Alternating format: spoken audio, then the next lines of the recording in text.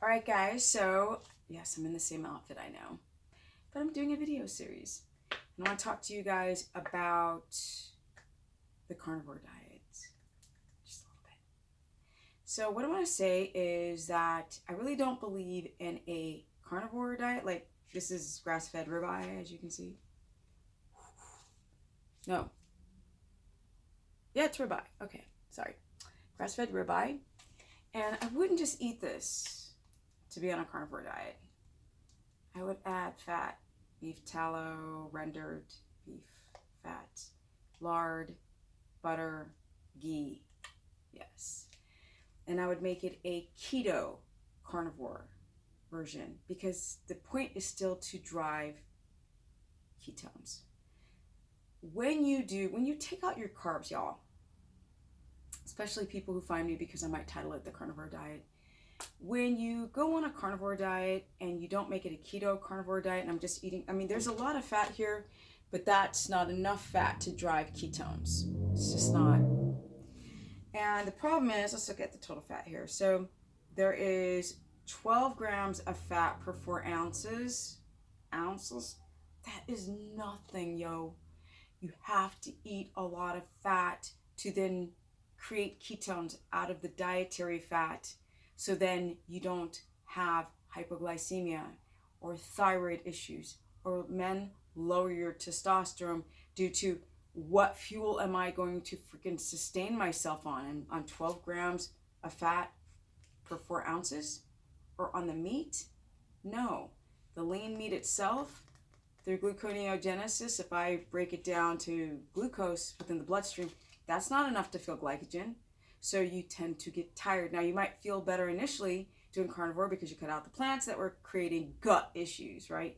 Poking holes in the gut wall. And for y'all who think that's like a fairy myth, y'all need to wake the frack up, okay? Yes, this whole intestinal issue is true that. Like, you could go into a public bathroom and be like, what is going on with your colon? The loose stool. I've been coaching people for a long time, so I do consultations, y'all. And I'm writing a keto book, and I'll have information about the carnivore diet because now I have subjects that I've been testing on my keto course page. If you want to sign up for that, you go to stephanieperson.com, or you can go to Instagram because I'm there every day crushing it. And that's Stephanie Ketogenic. Now, which I think I forgot to say in the first video, but with that said, you want to get at least 200 grams of fat. It's pretty much a keto diet. Let's keep it real. But we're just keeping out all the plants because plants have different types of I'm going to say pesticides. It's like kind of their own internal pesticide, which is salicylates and oxalates and nitrogen and nightshades and saponins and lectins and a million things. Gluten. Yeah, lots of stuff. And these things really are starting to be prevalent as far as what they do to people and their immune system and their gut.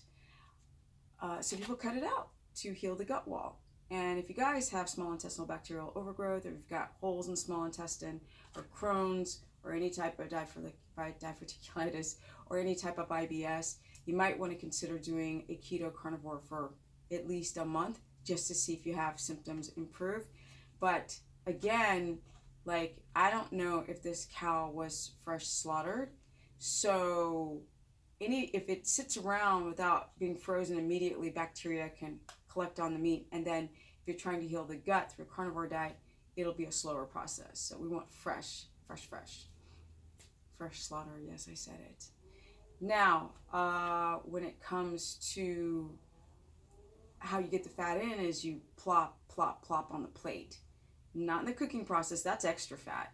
You want to get at least 200 grams of fat, or 12 tablespoons of fat. And then when we add the 12 from 4 ounces per serving, then we're getting up of like the meat itself, what's on the meat, that marbling effect, then we're getting ourselves over 200. The reason why I came up with that number is because people were eating 100 grams of fat, they weren't producing enough ketones, which check out my other video about how to use a glucometer, and people were feeling horrible. So you have to get enough fat to then have material to make ketones via the liver, and then eventually hopefully will access the body fat. But that's not for now. Now is to heal the gut by doing keto carnivore. The whole subject, and I really, really, really feel like it's very important to do a carnivore diet on organ meats, especially liver. End of story.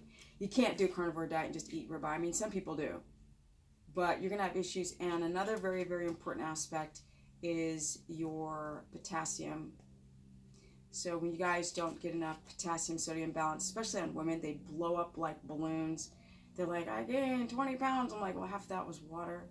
Your electrolytes are so off, people's legs are blown up. And because I run this course page and I do a lot of discussions, it would be amazing all the weird symptoms that nobody talks about on the keto food porn nonsense on Instagram and Facebook and all the junky products. With that said, I'm out. So don't forget to go to stephanieperson.com, sign up for a consultation. I've got a lot of stuff going on. And wait for the book because it's going to have all this new information in it. And I'm out. So peace, guys. Keto for life. 51 years of age. I gotta keep saying that. I'm younger. 51. Been doing keto 11 straight years with no refeeding. And I think that's my next video. Peace out.